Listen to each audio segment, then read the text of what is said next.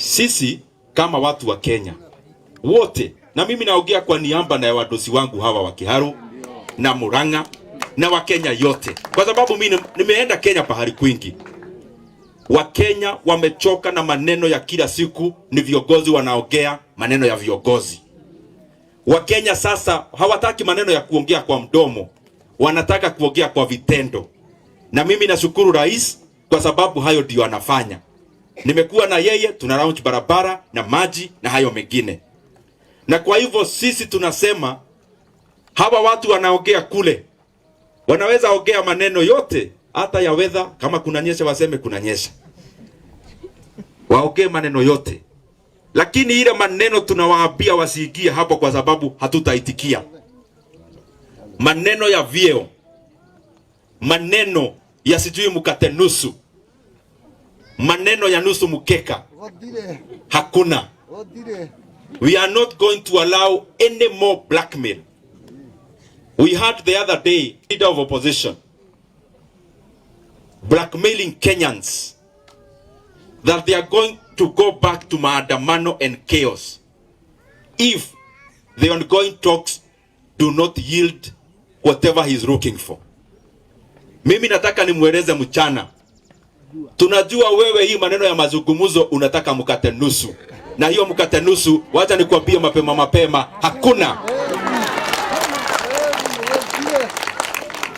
Tunajua unataka handshake kwa hii maneno ya mazungumzo. Wacha nikwambie, nikiwa hapa Mount Kenya region tumesema hakuna. Kwa hivyo kama unaandamana, wacha kutisha sisi. Wewe tokea kesho andamana. Lakini ukiandamana, wacha nikueleze kitu moja, nyinyi watu ya maandamano. Our President William Ruto, this is not a Serelak kid. Huyu ni mtu wa kulelewa mashinani kama sisi. Sio mtu ya kukula sausage ati akiwa mtoto, ati na mkate imewekwa bluebird. Huyu ni wa Gima na Gwashe na Doma, Murusik na Mukimo na Gojamato. Na sisi marafiki wake ni hapo tu. So hawa watu ya maandamano, msifikiria mnatisha mtu yeyote kusema mnarudi kwa maandamano. Hakuna mtu ya kutisha. Leave alone our president. Even us at the lower cadres, we have no room to accommodate blackmail. So if you want to go to the demonstrations, you can go. But as you go, wewe ujue, hakuna mtu tena ataharibu mali ya umma. Hakuna mtu ataharibu biashara za watu wa Kenya tena. Kama unaandamana, andamana hapo kwako nyumbani.